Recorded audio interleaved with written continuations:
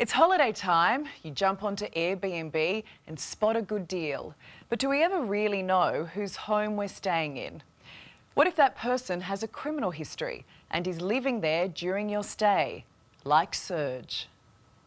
Excuse me, Serge. Alexis Daesh from A Current Affair. Serge Ranwala has been keeping a secret.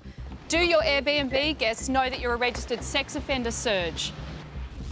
And the bag he's wearing on his head would suggest Serge doesn't want anyone putting name to face. In particular, the paying guests he's welcomed into his home. Serge, do you really think you should be renting out your home as a registered sex offender? Hiding behind those yucca bushes is the entrance to his small Ringwood rental unit in Melbourne's Outer East. Guests drive down a narrow driveway under the watchful eye of a security camera out the front. It's not exactly five-star accommodation, but that hasn't stopped Serge renting it out on Airbnb since 2015, nor has his frightening criminal past. They should be telling the guests the truth, the facts. And here they are. In 2016, a jury found Serge Ranwala guilty of 11 charges. 2 of committing an indecent act with a person having a cognitive impairment and 9 of sexual penetration. He committed these awful crimes on a disabled resident over 4 days in May 2014 while working as a carer at a government facility. The sentencing judge said, "You deliberately plied your victim with methamphetamine as part of your modus operandi. You took advantage of a person who is cognitively impaired, showed no remorse, not a skerrick of remorse, and you have still not done so. You may well offend again." Ranwala is now on the sex offenders registry for life, even after serving his sentence of 4 years and 8 months in prison. Is it safe for people to be staying in your home? Are you still renting it out? Serge's listing advertised a room with a single bed and a heads up you'll share parts of the home with the host, along with a shared bathroom.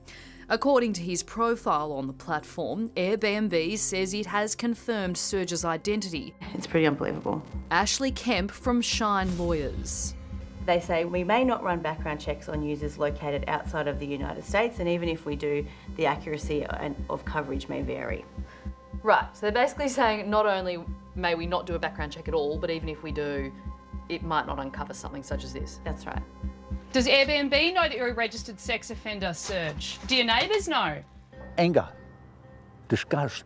Just last month, a guest reviewed his home. Great location and comfortable space.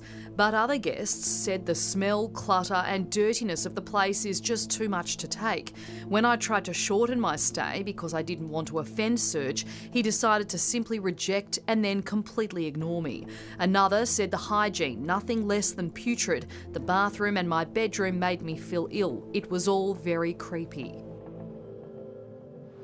Early January, Serge found himself back in front of a judge here at Ringwood Magistrates Court because he hasn't been honest with the Sex Offenders Registry.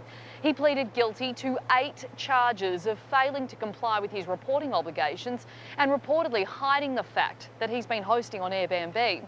He was convicted and fined $2,000. He also pleaded guilty to possessing ice, police reportedly finding the drug under the same roof he's been renting out to unknowing guests. Do your guests know that you plied a disabled teenager with ice as a carer? Ranwala's Airbnb profile remains active, but he has taken his property off the platform since his court appearance. Before he took the listing down, A Current Affair was able to select dates for a stay in March at a cost of $60 per night. And Airbnb says once it was made aware of Serge's criminal conviction, it suspended his account.